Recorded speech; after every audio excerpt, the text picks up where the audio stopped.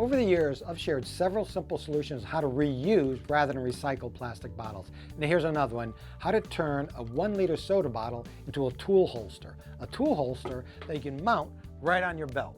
Now I know this may look a little goofy. In fact, okay, it does look a little goofy, but it's extremely practical. I was just working on the side of the house, up on a ladder, and rather than having these hand tools jammed into my pockets where they can easily fall out or tear my pants, I decided to make this little holster. And you can see it easily holds, it's only 1 liter size, but it easily holds a couple of screwdrivers, my utility knife, adjustable wrench, needle nose pliers, and my pencil, my carpenter's pencil.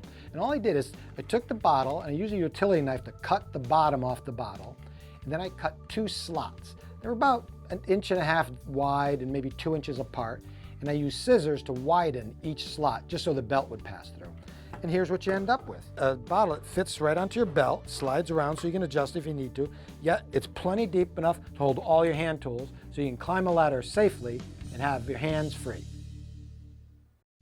Simple Solutions is brought to you by Tite Bond, the Pro's Advantage.